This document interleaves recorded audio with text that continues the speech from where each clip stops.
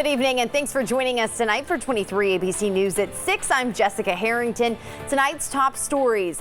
The governor declaring a state of emergency in regards to the coronavirus. More on how Governor Gavin Newsom says this declaration will provide resources to fight the spread of the virus. And the close battle for the District 1 seat on the Kern County Board of Supervisors. A look at who's currently leading and who they might face off against in November if a win by a majority does not happen after all of the ballots get counted. Imani? A nice day of warm weather, and it's here to stay for the rest of the week. 23 ABC News at 6 starts right now. Live from downtown Bakersfield, 23 ABC News at 6 starts now. Into this next phase that is required of me under the circumstances to advance a proclamation of a state of emergency in the state of California. Governor Gavin Newsom issuing a statewide emergency to free up additional resources, formalize plans across multiple state agencies and departments, and help prepare for the broader spread of COVID-19, also known as the coronavirus. The governor saying in a press briefing that ended about an hour ago, the state of California is deploying every level of government to help identify cases and slow the spread of the coronavirus. Newsom saying this emergency proclamation will help the state further prepare our communities and our healthcare system in the event it spreads more broadly. The emergency proclamation includes provisions that protect consumers against price gouging, allow for healthcare workers to come from out of state to assist at healthcare facilities, and give healthcare facilities flexibility to plan and adapt to accommodate incoming patients. The first death in California to result from the coronavirus was reported today in Placer County.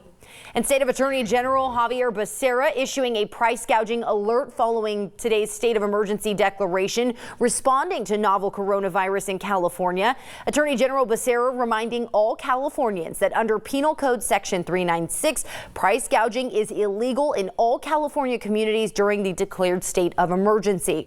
He said in a statement, Californians shouldn't have to worry about being cheated while dealing with the effects of coronavirus. Super Tuesday is now behind us, and thousands went to cast their vote at the polls. We turn to the race for 1st District Supervisor. 23 ABC's Bayan Wang has been following the race closely. He joins us in studio with more on the competition. Bayan? Jessica, good evening. Right now, candidate Philip Peters is in the lead with just over 52% of the total votes after all precincts have reported, although some ballots still need to be counted. But the candidate claiming a personal victory is David Flohart, who is currently in 2nd place. He's a cannabis farmer from Havilah who tells me he wasn't expecting to get nearly as many votes as he did. Man, trying to save the world and make utopia takes all the time. Candidate David Flohart, a cannabis farmer in Havilah, held different perspectives than his two political rivals on several matters during the race for the 1st District supervisorial seat. We need marijuana, karma good, whatever you want to call it, to be a public trust. But the one thing candidates Philip Peters, Doris Stevens, and Flohart himself all agreed on is that Flohart's voting results were much higher than expected when considering that he didn't spend a dime campaigning and his lack of experience in the public sector. It's better than I expected. I was thinking it'd be like a 65, 35, 2, with me having the 2. According to the Kern County Elections Office, Peters claimed 52% of the vote and Flohart claimed nearly 25% of the vote, which is 2% higher than Stevens, a candidate who served over 25 years in the Kern County Sheriff's Department. Did you think David Flohart was going to get the turnout that he did? No. No, but good for him, and I mean that. No, absolutely not. It's surprising. Like you said, he didn't really have a campaign to speak of. But according to Bakersfield political science professor Alan Bowler, Flohart's results are not surprising at all. So there's a lot of different reasons people can vote. People can vote for someone because they like them, because they've never heard of them, or because they don't like the other ones, and they know they don't like them, but I'll take a chance on this one. Flohart pushed an idea of a public trust that would advance marijuana. If I grow $100 million worth of marijuana in Havilah, trust me, I'm going to have to spread that stuff around thick. That being said, there might have been people who supported him because they knew about him and they thought, this is a guy who, I want to see cannabis, in the county, and here's a guy who would vote for that. Though the polls are showing Peters at above 52% right now, he will need to remain above 50% after provisional ballots are counted in order to win the simple majority. If he doesn't, Peters will face the candidate with the second most votes. And right now, that's Fluhart. If I were to win, I would be excited about my first closed session with our lawyer. According to the Kern County Elections Office, they are still counting provisional and mail-in ballots along with same-day registration ballots, and that could take up to 30 days for an official result. For now, live in studio, Bayan Wang, 23 ABC, connecting you. Well, Senator Bernie Sanders' win in California mirrored the Democratic candidate that Kern County voters chose. As 23 ABC's Alyssa Flores shows us, early results show Sanders came out on top here in Kern for the Democratic Party. California voters have chosen Bernie Sanders. And that's me. The Vermont senator projected to take the Golden State the biggest Super Tuesday prize. But we're going to win because the people understand it is our campaign, our movement, which is best positioned to defeat Trump. The projection of Sanders' win came immediately as the polls closed at 8 p.m., even as many voters remained in line. The Sanders campaign stop in Kern County paid off too.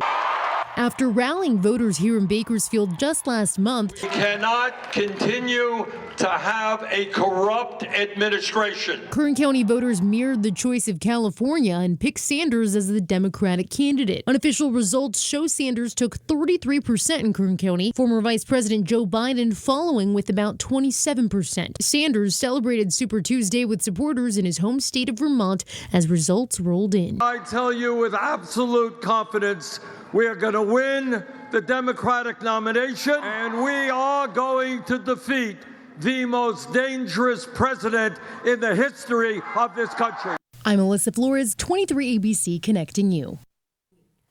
Late last night, Sanders on Twitter saying, "Thank you, California. You showed that Americans are ready for a government and economy that works for all of us, not just the 1%. Let's go forward together."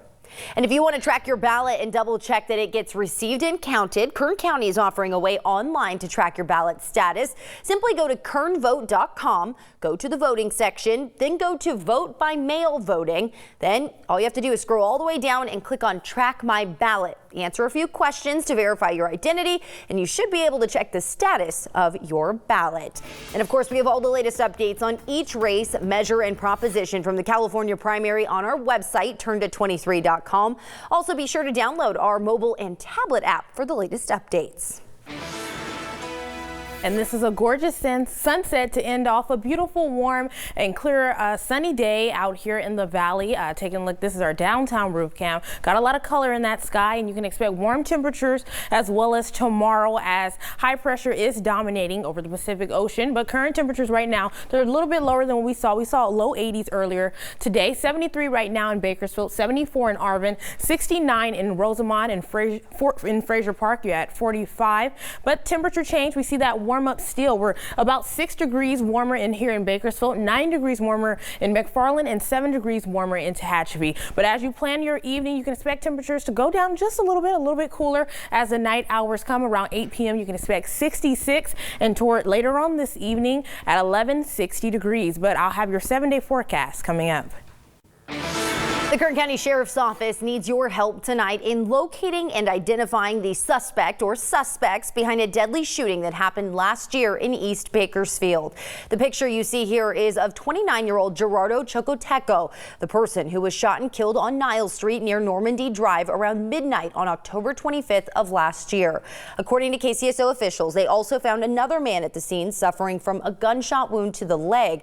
He was transported to the hospital and was expected to recover. So far, no arrests have been made, but if you have any information, you are urged to call KCSO at 861-3110. We want to turn now to an update on a traffic alert. Work on the Westside Parkway Truxton Avenue on-ramp has been postponed. Tonight's closure for the westbound Westside Parkway on-ramp from Truxton Avenue has been rescheduled to tomorrow between the hours of 9 p.m. and 5 a.m. The adjacent outside lane on westbound Truxton Avenue will also be closed during these hours. One westbound lane on Truxton Avenue will remain open to traffic. The work is not expected to impact the Westside Parkway off-ramp or eastbound traffic on Truxton Avenue.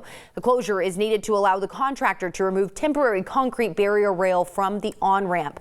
Both lanes of the on-ramp will be open to traffic on Friday morning.